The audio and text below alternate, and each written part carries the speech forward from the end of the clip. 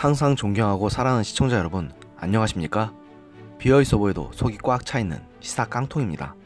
여러분의 구독과 좋아요, 그리고 공유가 여러분의 주변을 바꿀 수 있습니다. 꼭 부탁드립니다. 지난 19대 대선 앞두고 이른바 안철수 바람을 일으켰던 안철수 전 대표를 시청자 여러분은 다들 기억하십니까?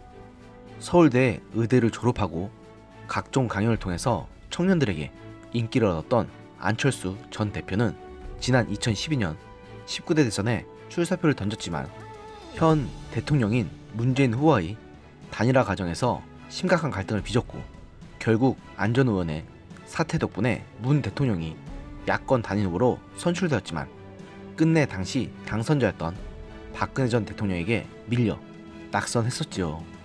그랬던 안 전 대표는 2013년 서울 노원병 보궐선거에 출마해 국회에 입성했고 이후 20대 총선에서도 노원병에 출마해 당선됐다가 대선 출마 후 국회의원직을 사퇴했지만 끝내 2위도 아닌 3위로 낙선하며 정치 인생에 적잖은 타격을 입었고 이어 지난 지방선거에서도 서울시장 후보로 출마했지만 역시 3위에 그치며 정치 인생에 사실상 치명타를 입은 바 있습니다. 그러고 나서 유학을 핑계로 긴 침묵에 들어간 안철수 전 대표가 2일 정계 복귀를 선언하면서 총선 앞둔 여의도 정가에 적잖은 파장을 일으킬 것으로 예상됩니다. 안 전 대표는 이날 페이스북을 통해 이제 돌아가서 어떻게 정치를 바꿔야 할지, 어떻게 대한민국이 미래로 가야 하는지에 대해 상의드리겠다며 정계 복귀 결심을 알렸습니다. 이 같은 안 전 대표의 정계 복귀 선언은 유학길에 오른 지 1년 3개월 만의 일입니다. 안 전 대표의 총선 출마를 비롯한 정치계에도 관심이지만 총선 앞두고 야권의 정계 개편 움직임이 빨라지고 있는 만큼 안 전 대표의 선택은 앞으로 그려질 총선 지형의 변수가 될 전망입니다. 특히 안 전 의원이 중도, 실용 정치를 강조해왔다는 점에서 소위 중도층 확장을 깨하는 정당들, 특히 보수 야권을 중심으로 안 전 의원을 향한 러브콜이 쇄도할 것으로 보입니다. 일단은 안 전 대표 자신이 창당한 국민의당을 모태로 한 바른미래당으로의 복귀가 점쳐진 상황입니다. 바른미래당 손학규 대표는 반쪽으로 쪼개진 당내 상을 정리해 제3지대 정당으로 재창당하겠다는 구상이며 이를 실현하기 위해 안 전 의원에게 전권을 위임하겠다는 뜻을 밝힌 상태입니다. 지난해 말 안철수 전 대표가 돌아오면 요구하는 것을 다 들어주고 대표직도 사퇴할 수 있다고 밝힌 바 있는 손 대표는 이날도 연합뉴스와의 통화에서 안 전 의원이 바른미래당에서 새로운 정치를 펼칠 수 있도록 적극 협조할 것이라고 강조했지만 패스트트랙 전국 당시 이분이 보여준 모습을 기억하면 이 말은 저는 도저히 신뢰할 수가 없습니다. 뭐 어쨌든 안 전 의원으로서는 자신이 창당한 바른미래당에서 정권을 쥐고 제3지대 정당을 주도하는 게 열린 셈인데요. 권은희, 김사마, 이동섭 의원 등 이른바 안철수계는 물론 과거 국민의당에서 한수박을 먹었던 의원들이 바른미래당에 잘려고 있는 만큼 정치적에 필요한 인적, 조직적 지원도 받을 수 있습니다. 이 때문에 제2의 바른미래당의 간판을 내걸고 2016년 총선에서의 국민의당 녹색 돌풍 재현을 시도할 가능성도 거론됩니다. 다들 잘 아시다시피 국민의당은 총선을 2달여 앞둔 2016년 2월에 창당해 38석을 차지하며 돌풍을 일으킨 바 있습니다. 물론 4년 전과 지금은 상황이 달라도 너무 다르지만 말입니다. 또한 공동 창업주인 유승민 의원이 그랬듯 안 전 대표가 현재 답은 없는 상태의 바른미래당을 허물 가능성도 제기되는 중입니다.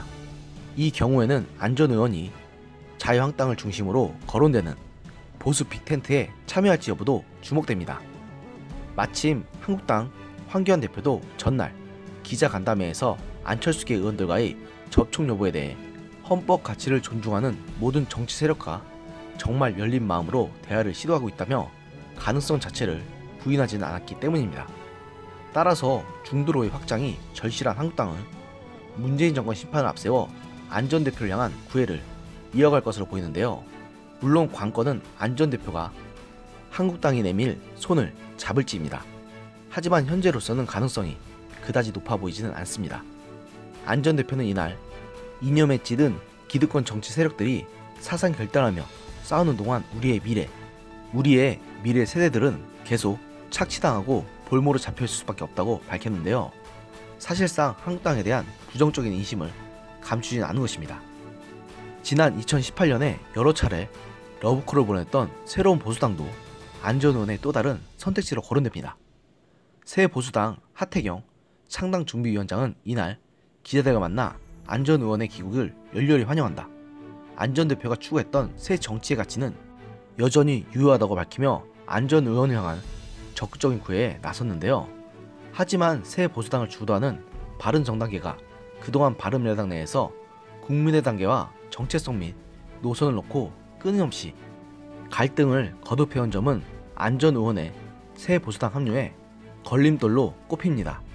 따라서 안 전 대표가 바른미래당 내 안철수계 의원들과 새로운 정당을 만들어 독자 생존을 택할 가능성도 제기됩니다. 정권을 넘기겠다는 손 대표의 약속을 마냥 신뢰할 수도 없고 준연동형 비례대표제를 골자로 한 공직선거법 개정안이 통과되면서 제3당으로서의 활로를 모색할 수 있기 때문입니다. 하지만 역설적으로는 이 때문에 안 전 대표의 복귀가 찻잔 속의 태풍에 그칠 가능성도 있는데요.